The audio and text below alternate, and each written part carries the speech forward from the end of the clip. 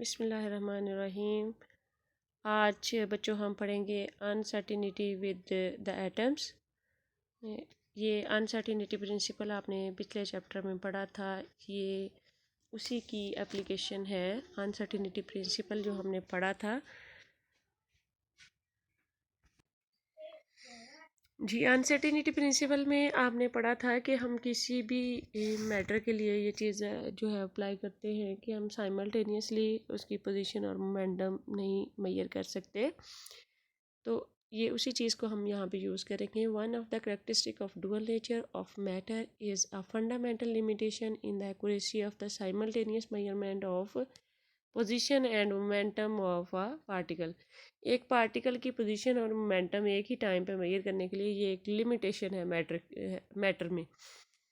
Heisenberg showed that this is given by the equation, और उसके लिए हमने ये इक्वेशन यूज़ की थी कि delta P into delta X that is greater than equal to H by two pi. यहाँ पे delta P is uncertainty in momentum and delta X is uncertainty in the position, h is the Planck's constant, and product of uncertainty in momentum and uncertainty in position is equal to or greater than h by 2 pi. H by 2 pi is a constant. However, these limitations are significant in the realm of atom. Realm का मतलब होता है कि एक दायरा, circle यानी reason. अगर हम यही वाली लिमिटेशन यानी कि मैटर के लिए आपको ये इक्वेशन मिली हुई है, लेकिन ये जो है वैसे इतनी वाज़ेह हमें मतलब नहीं मिलती, लेकिन सिग्निफिकेंट इसके ये कहाँ पे होती है, कहाँ, ये एटम के अंदर, एटम के रीजन में अगर हम देखें इसको तो वहाँ पे होती है एटम रेम इन एटम के दायरे में। One interesting question is whether the electrons are present in the atom. अब ये कि आप सोचते हैं, हम भी सोचते हैं, कोई भी सोचता है कि क्या जो इलेक्ट्रॉन हैं वो एटम में तो प्रेजेंट होते हैं। एक ये थ्योरी है कि वो न्यूक्लियस के अंदर नहीं होते बल्कि अराउंड द न्यूक्लियस रिवॉल्व कर रहे हैं। तो यहाँ पे प्रैक्टिकली हम उसको यानी मैथमेटिकली प्रूव करेंगे कि वो न्यूक्लियस के अंदर जो है वो इलेक्ट्रॉन प्रेजेंट होते हैं या नहीं होते। तो एज द टिपिकल न्यूक्लियाई कि हम एक ख़ास न्यूक्लियाई लेते हैं कोई भी जिसको हम एक्सपेरिमेंटली यूज़ कर रहे थे, तो उस न्यूक्लियस जो है वो सिंगल होता है, न्यूक्लियाई जो है वो प्लूरल होता है, सम होता है। तो न्यूक्लियाई हमने कोई लिए और उनका देखा गया है कि their diameter is always less than 10⁻⁻14. For an electron to be confined within such a nucleus, अगर इस तरह के एक न्यूक्लियस में हम कंसिडर करते हैं कि उसके अंदर जो है इलेक्ट्रॉन प्रेजेंट है न्यूक्लियस के अंदर, the uncertainty in its position is of the order of 10⁻⁻14। अब जाहिर है टोटल उसका डायमीटर 10⁻⁻14 है, तो उसी के अंदर अंदर वो उसकी पोजीशन हो सकती है। तो उसकी पोजीशन में अनसर्टिनिटी जो है वो 10⁻⁻14, ये हमारे पास पोजीशन की अनसर्टिनिटी आ गई।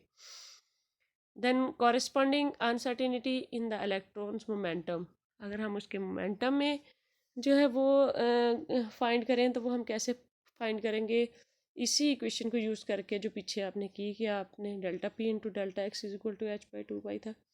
यहाँ पे आपने डेल्टा पी जो है वो आपका लेफ़्ट साइड पे बैच गया, तो डेल्टा एक्स राइट साइड पे आके डिवाइड हो गया। तो अब आप इसकी वैल्यूज़ यहाँ पे पुट करेंगे। आपने एच की वैल्यू पुट की, वहाँ 6.63 इंटू 10⁻⁻, -34 और ओवर आ गया 10⁻⁻14। यहाँ पे इसको हम कैलकुलेट करते हैं तो इसका रिज़ल्ट हमारे पास आता है 6.63 into 10⁻⁻20 kilogram metre per second. यानी ये आपके पास मोमेंटम की अनसर्टिनिटी की वैल्यू आ गई। अब आप लोग जो है इसको क्या करेंगे, यहाँ से आपके पास delta P is equal to M into delta V. ये क्या है, क्योंकि momentum is equal to product of mass and velocity. तो मास तो कांस्टेंट होता है, वेलोसिटी वेरिएबल है, तो डेल्टा वी लिखेंगे, delta P is equal to m delta v. अब हम इस फार्मूले से अगर मोमेंटम जो है वो हमने ये वाला फार्मूला यूज़ किया, यहाँ से हम डेल्टा वी की वैल्यू निकालें तो वो delta v is equal to delta p over m. Delta p हम ऊपर निकाल चुके हैं 6.63 into 10⁻⁻20 kg metre per second, वो वैल्यू पुट की, डिवाइडेड बाय एम यानी mass of electron 9.11 into 10⁻31 kg। तो हमारे पास जो वैल्यू आई है वेलोसिटी की वो है 7.3 इंटू 10⁻⁻10 मीटर पर सेकेंड। ठीक है, इससे ग्रेटर और इक्वल। अगर आप इस वैल्यू पे गौर करें, this is very high value and this value is speed of electron is greater than speed of light. Hence for the electron to be confined to a nucleus, अगर nucleus के अंदर electron present हो, its speed would have to be greater than 10⁻10 metre per second. उसकी जो speed है वो इससे greater या इसके इक्वल होगी, greater than the speed of light, जो कि स्पीड ऑफ लाइट से ज़्यादा है। Because this is impossible.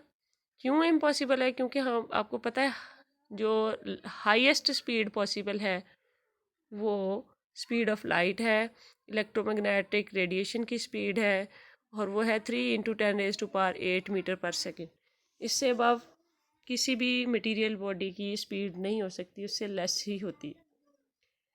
तो यहाँ से क्या हुआ, हम एक नतीजा निकालते हैं। We must conclude that an electron can never be found inside the nucleus.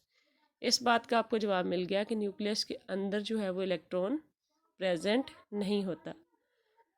But can an electron reside inside the atom, क्या एटम के अंदर होता है? टू फाइंड दिस, ये फाइंड आउट करने के लिए we again calculate the speed of electron, and if it turns to be less than speed of light, we have a reasonable expectation of finding the electron within the atom। तो अब अगर हम बजाय हम nucleus के हम पूरे atom की बात करेंगे और उसी से हम स्पीड जो है वो कैलकुलेट करेंगे। अगर उसकी स्पीड हमें less than speed of light मिल गई तो इसका मतलब है कि इसके अंदर यानी एटम के अंदर जो है वो एटम के अंदर इलेक्ट्रॉन मौजूद है। The radius of the hydrogen atom is 5 × 10⁻⁻11 मीटर। बाय अप्लाइंग अनसर्टिनिटी प्रिंसिपल, उसके मुताबिक आपको पता है कि delta p will be greater than equal to H by delta x. यहाँ पे अगेन आपने delta P is equal to m delta v, अभी जो हमने यूज़ किया, डेल्टा वी की जहाँ से वैल्यू निकालो तो एच ओवर डेल्टा पी आ जाएगी। डेल्टा पी की आपने यहाँ पे वैल्यू पुट कर दी एम डेल्टा एक्स। अब हम क्या करेंगे, हम एच की, मास ऑफ इलेक्ट्रॉन की और डेल्टा एक्स की वैल्यूज़ जो हैं वो यहाँ पुट करेंगे।